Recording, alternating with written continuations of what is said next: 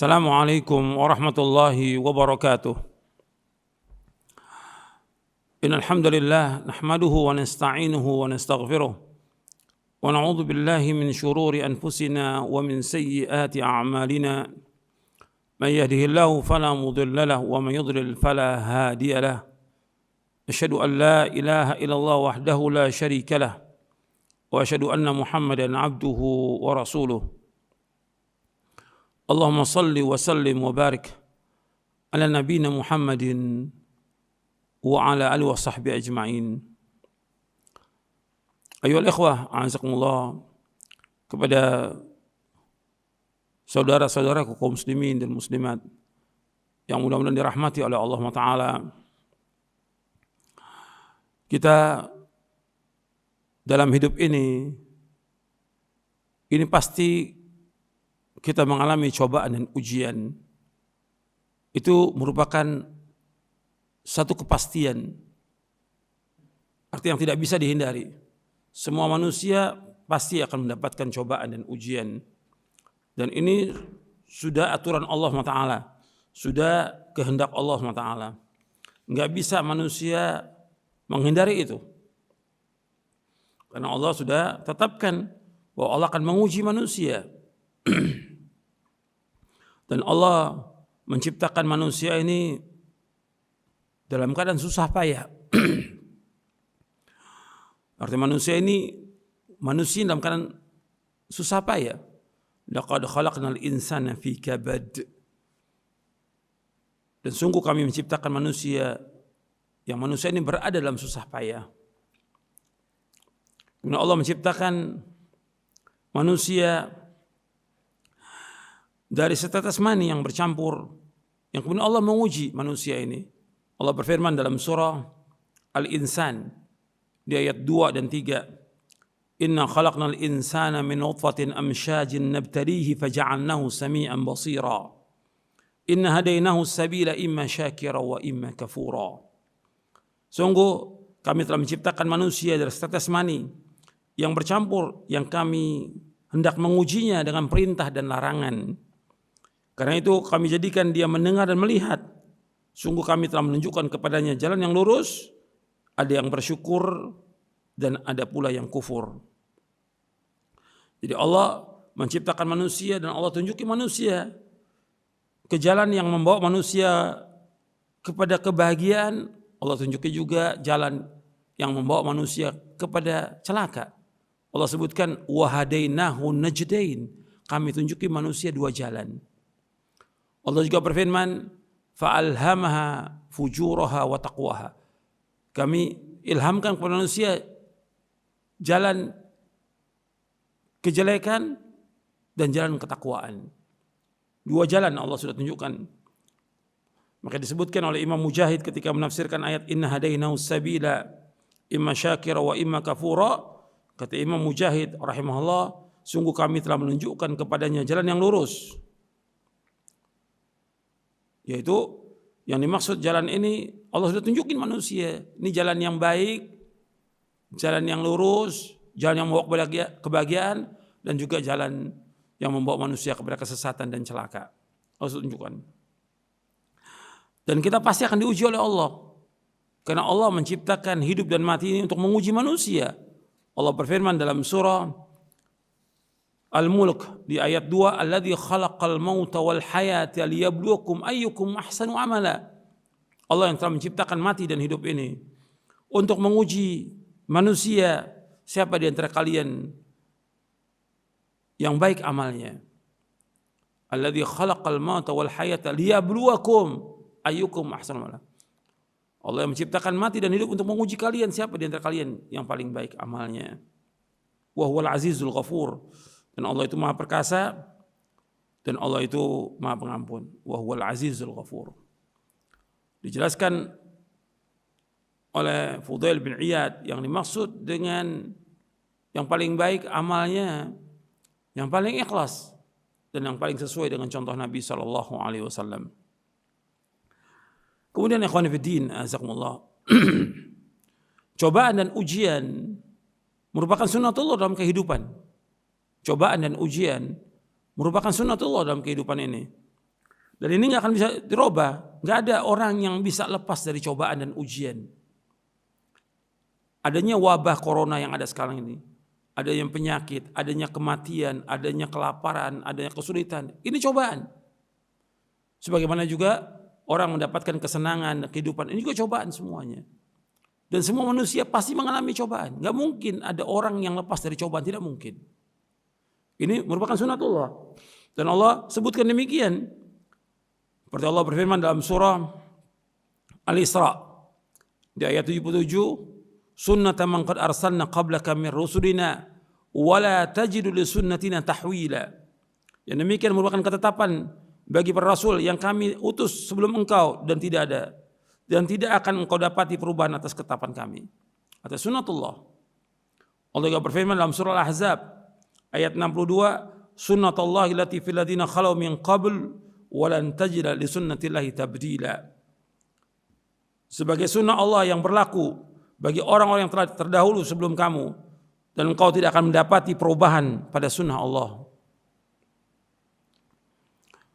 Dan Allah juga menyebutkan dalam surah Fatir ayat 43, fahal yanzuruna illa sunnatal awwalin falan tajida li sunnatillahi tabdila walan tajida li sunnatillahi tahwila. Kata Allah, berlakunya ketentuan kepada orang-orang yang terdahulu. Jadi kata Allah, mereka hanyalah menunggu berlakunya ketentuan kepada orang-orang terdahulu. Maka kamu tidak akan mendapatkan perubahan bagi Allah dan tidak pula akan menemui penyimpangan dari ketentuan Allah itu. Jadi manusia akan diuji dengan berbagai macam cobaan dan ujian. Apakah bencana, apakah malapetaka, apakah dengan wabah, dengan penyakit, dengan kesulitan, dengan kefakiran, dengan kemiskinan, dengan kelaparan, dengan kebanjiran, atau yang lainnya.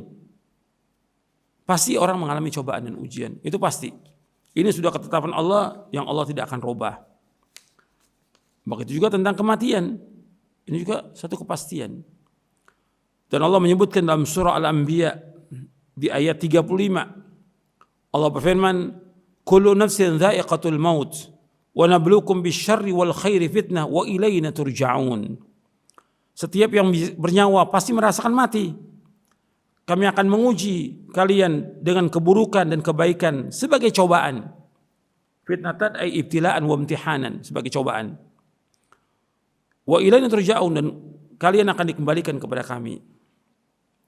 Tentang ayat ini dalam surah Al-Anbiya, surah Al-Anbiya ayat 35, Ibnu Abbas radhiyallahu anhu mengatakan, kami akan menguji kalian dengan kesulitan, dengan kesenangan, dengan kesehatan, dengan penyakit, dengan kekayaan, dengan kefakiran, dengan yang halal, dengan yang haram, dengan ketaatan, serta maksiat, petunjuk dan kesesatan. Ini semuanya ujian. Ini disebutkan dalam tafsir At-Tabari. Dalam tafsir At-Tabari.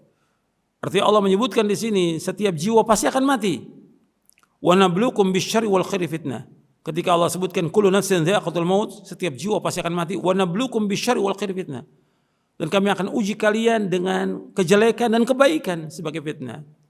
Apa bentuknya kejelekan? Ya kejelekan seperti apa? Kesulitan, kesusahan, kefakiran, penyakit, kesesatan atau yang lainnya. Wal khair, kebaikan, yaitu kesenangan, kesehatan, kekayaan dan yang lainnya. Ini ujian. Dalam riwayat yang lain disebutkan dengan kesenangan dan kesulitan, keduanya merupakan cobaan. Allah juga berfirman dalam surah Al-A'raf di ayat 168. Wa qatta'nahum fil ardi umama minhumus salihun wa minhum duna dzalik wa balawnahum bil hasanati was sayyiati la'allahum yarji'un. Dalam surah Al-A'raf, surah yang ke-7 ayat 168. Dan kami pecahkan mereka di dunia menjadi beberapa golongan. Di antaranya ada orang yang soleh, ada juga yang tidak demikian. Dan kami akan uji mereka dengan nikmat yang baik-baik dan bencana yang buruk-buruk agar mereka kembali kepada kebenaran. Ibnu Jarir At-Tabari rahimahullah menafsirkan ayat ini, kami akan menguji mereka dengan kemudahan dalam kehidupan, dengan kesenangan dunia, serta kelapangan rezeki. Inilah yang dimaksud dengan kebaikan-kebaikan al-hasanat yang Allah sebutkan dalam ayat ini. Kemudian Allah sebutkan juga dalam ayat ini wasayyiat wa balawnahum bil hasanat wasayyiat. Kami uji mereka dengan kebaikan. Apa bentuk kebaikan?